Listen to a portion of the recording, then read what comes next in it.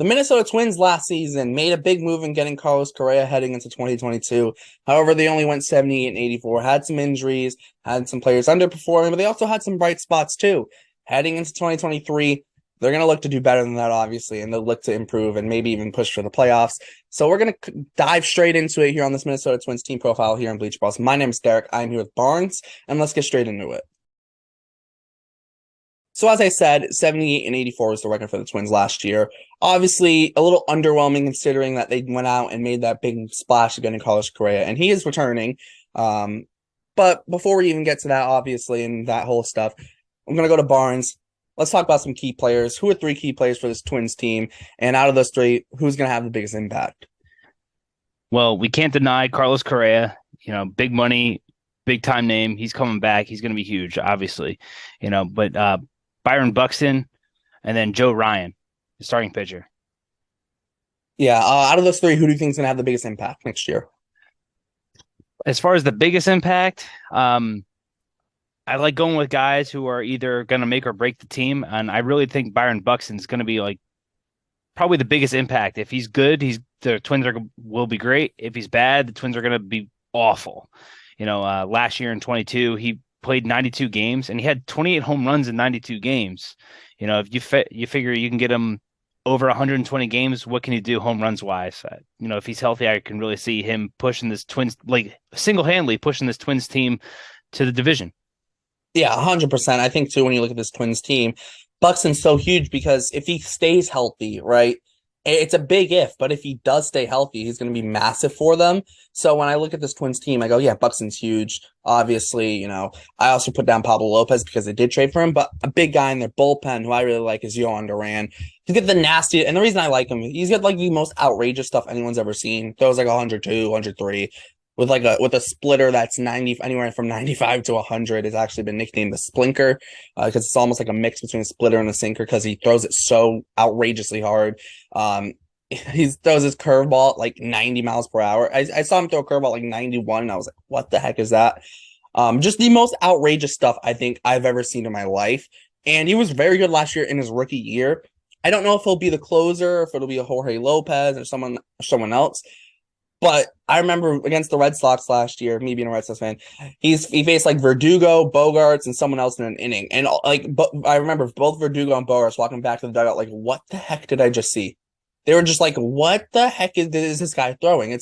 And I remember that. It sticks in my head constantly with a guy like Yohan Duran. But let's get to this on their offseason moves because they did make really big moves this offseason, obviously. They brought back Carlos Correa. That was a big one. They traded Luis Ariz, who I really like, to Miami, but they also got Pablo Lopez plus 2 prospects in that deal. They signed Christian Vasquez. They brought in Joey Gallo. They traded for Michael A. Taylor as some center field depth. I'm guessing that's Buxton Insurance. They also brought in Kyle Farmer.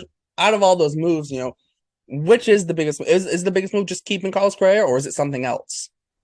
I mean, I think the biggest move right here is Pablo Lopez. You traded away the guy, the batting king. He had the bat. Luis Arias had the batting title.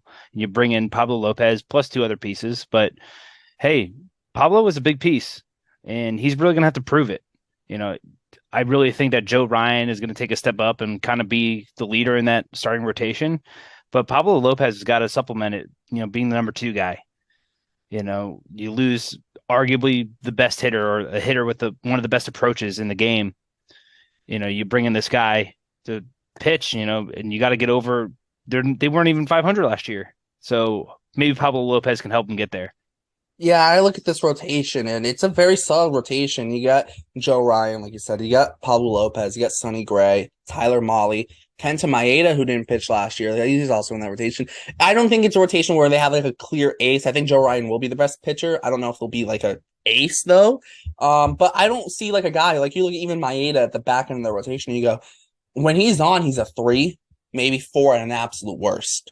Right, when he's on. So it's a very good rotation, but I think that move of adding Pablo Lopez, I think they did very well in this trade. And does losing Ariz hurt? Yes, it does very much. And I love Ariz, and I've said I think he was hitting 340 at the All-Star break, had the injury, and he kind of struggled. in his terms of struggle because he was still hitting like 280 with like a hamstring injury down the end of the season. But I think that's their big move because when you look at the rotation, it's a very solid rotation. Like I said, I don't think there's a like legit number one ace, but it's a guy rotation full of really good twos and threes that, I think over the course of the season will be a very solid rotation if they all stay healthy. And I think that's the big thing for this Twins team. It's health. It's health, health, health, health, and health. And I do really like that you brought up that deal as their biggest move because they all also, like you said, losing Luis Ariz, and that is a big loss, although they are bringing in Pablo Lopez. Yeah, for sure. I mean, you nailed it. That starting rotation is a bunch of guys who are capable of anywhere from 10 to 13 wins apiece.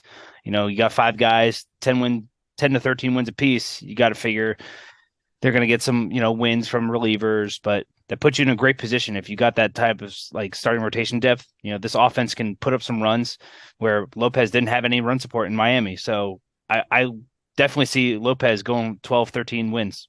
Yeah, I mean, well, Sandy Alcantara didn't have any run support in Miami, so no one gets run support there. Got run support there last year. But when you look at this rotation is really very solid, and I do want to kind of lay this into their team expectations because that rotation is very solid. I like especially the back in the bullpen. I did bring up like Yohan Duran, and they do have a very solid lineup with some big pieces. Correa, Buxton. I really like Jorge Polanco. Jose Miranda is going to get to play every day. Max Kepler, if he's not traded by the time this video goes out, will be there. So it is a good lineup. So what are their expectations for 2023? Here it is. I think the Twins in 22 fell flat on their face. They finished under 500.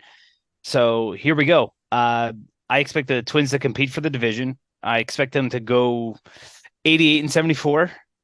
I expect Correa to go 80 plus RBIs because, as good a hitter as he wasn't really generating a whole lot of runs in the RBI department. And my other expectation is Buxton to play over 100 games.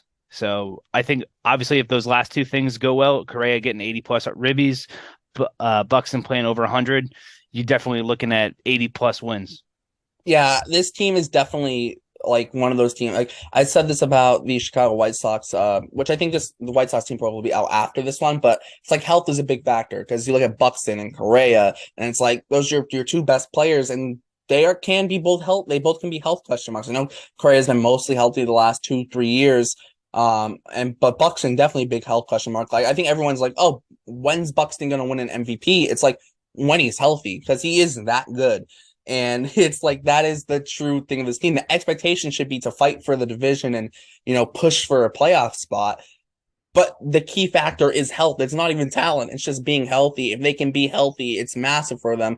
And there are very much comparisons between them and the White Sox. I look at them. Luis Robert is like the White Sox Byron Buxton in a sense, because both guys are MVP candidates. So and they're both in the same division too, which I think makes that very interesting. But yeah, it's definitely health. Health is the number one factor. But if they are healthy, they should be good. All right. Any final thoughts on this Twins team? My final thought on this Twins team is if you're going to see the Twins, bundle up. It's a very cold stadium. I've been there before. So if you're a Red Sox or a Yankees fan who's watching our videos regularly, or if you're just a random fan who's going to see a game out in Minnesota, bundle up. Even in the middle of summer, it's cold. All that being said, I think that's, health is going to be a huge thing. And I think it's because of how cold it is. If these guys can stay warm, stay healthy, you're looking at less pulled hamstrings, less soft tissue injuries, but I fully expect the Twins to, revamp, retool, and, kind of get back to it this year. Yeah, 100%. I think that's got to be their expectation. Get back to the playoffs and move on in the playoffs for once, please. I know Twins fans want to see that happen. So hopefully for Twins fans, it does happen. But Twins fans, let us know your thoughts in the comments on your team heading into 2023. Let us know your thoughts. Also, make sure to like, subscribe, hit the notification bell to get notified whenever we post. Check out all our links in the description of Bleacher's website, podcast, Instagram, Twitter, and all the Cruise Crews. The first link will be a link to the playlist with all the team profiles. So check that out if you've missed some of our other team profiles. For Barnes, my name is Derek. Thanks for tuning in to Bleacher Brawls, and we'll see you next time.